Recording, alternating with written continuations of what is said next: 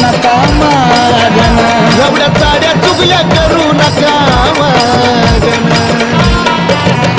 जवा येरमाळ्याला जा